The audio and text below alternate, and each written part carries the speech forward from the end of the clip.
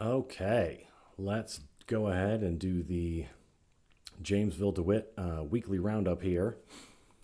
Now, I already attempted this stream, and it turns out I am terrible at switching back and forth between my main camera setup and the screen share setup. So we're going to do take two because I talked about a whole bunch of houses, and I wasn't actually sharing my screen. So I was talking about houses, and you couldn't see what I was talking about. So let's try this again. So, talking about the houses that were listed, under contract, and sold in the last week in Jamesville-DeWitt. So, the first one I wanted to talk about, well, first, just talking about the area. DeWitt's kind of interesting where you have DeWitt and Dwitshire, which are kind of older homes that are very nice. It's kind of near Meadowbrook. It has a very similar vibe to Meadowbrook. But then Jamesville, you've got, a lot of bigger homes with more land, and it's just very, very different styles. So, really only two houses in the more Jamesville area and several more in the DeWitt area. But first one I want to talk about was this one here, 6300 Jamesville Toll Rd.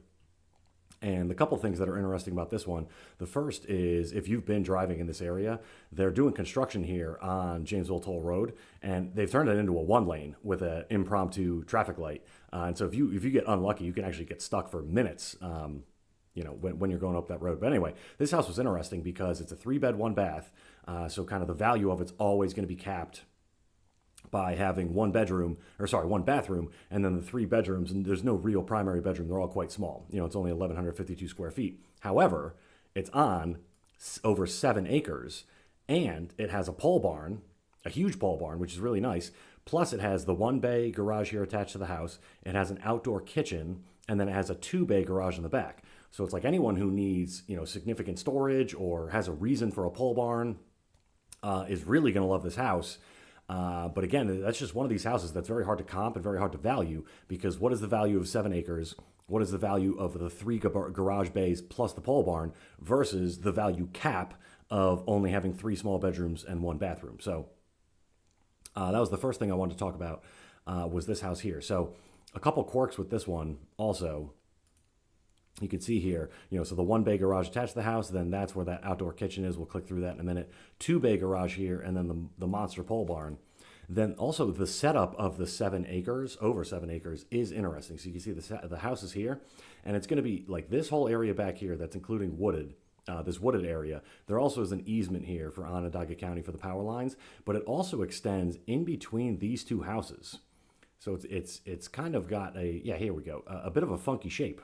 Where like this is like a U and it's got this wooded area. So just interesting. You don't typically see this house over here owning the land in between these two homes. But again, just a little bit tricky. How do you value each of those things? And then the house itself needed a lot of updating. So actually the kitchen, at least, appliance wise, had modern appliances, but, the countertop, the cabinets, and this is the kind of low tier LVP floor. So, the kitchen, while more updated than most of the house, could still use a little bit of love. And you could see everywhere else had carpet. And so you could see, all the carpet staples. So to refinish these floors, you got to pull those carpet staples. Hopefully there's enough life left in the floors that you can sand them down and refinish them. But it was through the whole house was the carpet. So that would all need to get redone. Then the other interesting quirk with this one, if you were watching my stream yesterday, and I actually talk about it a fair amount, there's a lot of houses in the Syracuse area that the only access to the basement is through the garage.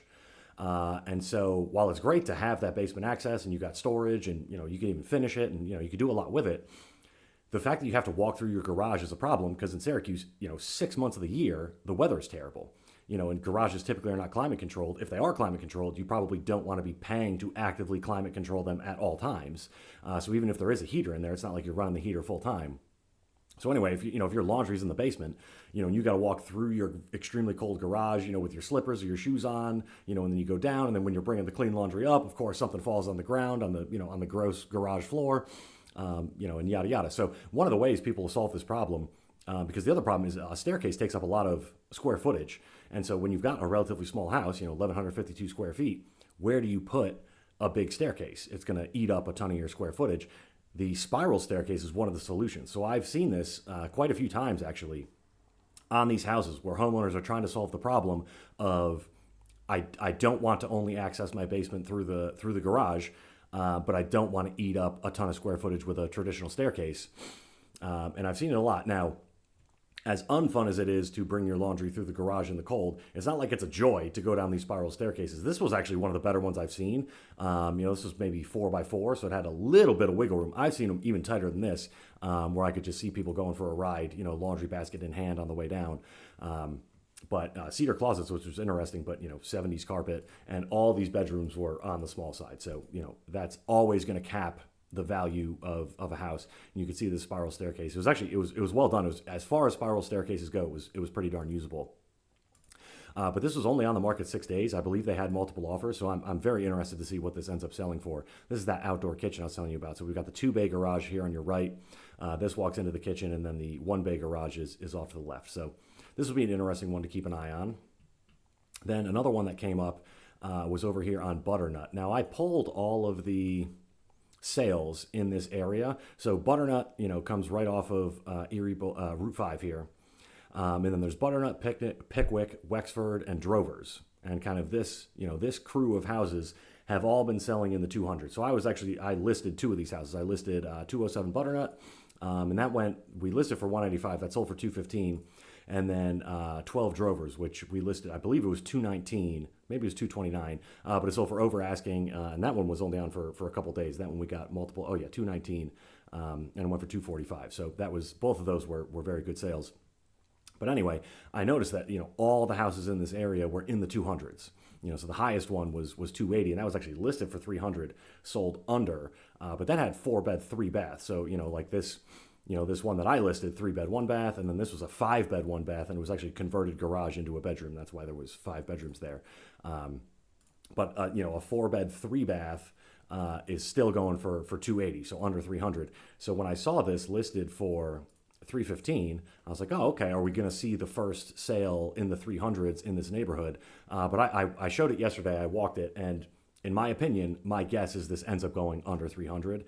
I don't think this is going to sell particularly quickly, and I don't think it's going to be in the 300s. So it's got the 3 beds. It's got 1 full, 1 half bath. But clicking through the pictures, it also it needed a fair amount of work. These hardwoods needed some love. And then the half bathroom, is just a converted closet, which I always say any half bath is better than no half bath. Like the difference in your quality of life going from 1 full bathroom to 1 full and 1 half, it's always worth doing. But this is nobody's definition of a really nice second bathroom. So anyway, it'll be interesting to see how long this stays on the market, and then what it ends up selling for. Because my guess is, you can kind of see the condition of the hardwoods there, and the updating needed in the kitchen. I actually quite like the color they put on these cabinets, but it needed a fair amount of work, and it's not like it's the biggest house, in this neighborhood, and all the rest of them have been in the 200. So that'll be an interesting one to keep track of. Okay, then a couple others that I wanted to note. Okay, so this one, 105 Sabrook. So I showed this one when it was on the market. So this sold for 360, was listed for 340. So 6.2 over asking, and they had multiple offers quickly. This was an interesting one because the basement was massive. So it was pretty well done. These pictures were great. And it was pretty well updated, where it had, if I'm not mistaken, like a brand new kitchen. Yeah. So we've got the subway tile, black and white everything. And this through here was like a really big laundry room. So I always like the first floor laundry if you can do it. Although it was interesting because you could live in it as a ranch. It could live as a 1 floor, but it had a massive basement. So it was like the ideal buyer for this has a use for that basement because essentially it's doubling your square footage. So I think the 1761 I don't think is counting the basement. So essentially it becomes like 3,000 square feet if you include the basement. Maybe that is kind of the basement though, because this, similar to the last one, had no true primary bedroom. Really nice bathroom though. This was well done. With the dual sinks and this was a good setup. It was not a huge bathroom, but if you're going to have a smaller bathroom, this was a really good setup for it. And it did have a true primary because it had an ensuite bathroom. That's right. So this did have a true larger primary bedroom with an ensuite bathroom, which was well done again. So really nice work there. Let me just get down to the basement. Yeah, so the basement was huge. So it needed some updating. It had the wood paneling, but they had like the projector set up there. and just a ton of extra rooms, so it really would give the buyer some flexibility with how they wanted to set it up. Here's the other half bath in the basement. But yeah, I was interested in what this one would sell for. And this is in that Dwitshire area. So there's been a lot of sales in Dwitshire in the mid threes. And there have been a couple that touched the fours, but this one it listed for 340. It was like, okay, this will probably go over asking, and it did, relatively quickly, and 6.2% over asking. So, very, very good sale there. Then let's just take a peek at a couple that were just listed. Oh, actually, just want to touch on this one here. So this also kind of in the extended DeWittshire area, although it's towards Meadowbrook. And these are, the types of houses you see in this area that are extending towards Meadowbrook. Beautiful colonial, 4-bed, 4-bath, so 2 full, 2 half, 3,000 square feet. Under contract for $650. It was only on for 2 weeks. This will be interesting to see what it actually sold for. I could see it, selling for $650, or even if there was a multiple offer situation, it going higher. But it also wouldn't surprise me if after 2 weeks they got an offer and it was, more like $625 or something like that. But huge, beautiful kitchen. This was a really well done house. And what was the land on this one? Yeah, built in 1999. So for Syracuse, brand spanking new. 0.4 acres. So that's actually on the larger side for lots in that area. Most of them are more like, 0.15 to 0.25. Big old bedrooms. But yeah, that'll be interesting to track and see what this ends up selling for.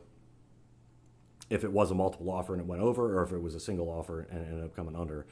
Then in that same area, we've got here 516 Standish.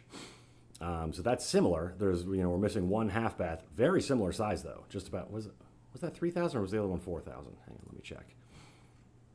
Yeah, just about 3,000 square feet. So pretty similar houses in terms of square footage, and missing a half bath. But other than that, so that'll be interesting to see, because we got a $150,000 difference in the list price here. So this will be interesting to see how these fare, because they are quite close to each other. Hang on, let me. Yeah, now Standish is a little bit more of a main road. I mean, none of these are main roads. Main roads are like, Meadowbrook and Tecumseh. So neither of them are real main roads. This, is a little bit more, tucked away. But that'll be interesting to see how that plays out and what those end up selling for. Okay, and then this one was also interesting. This one came up in my email search, and yeah, 2.5 acres. It's in Jamesville. This just seemed like a high price, and I say that all the time, and then I end up looking like a total idiot, where they get 6 offers the first week and it goes for way over asking.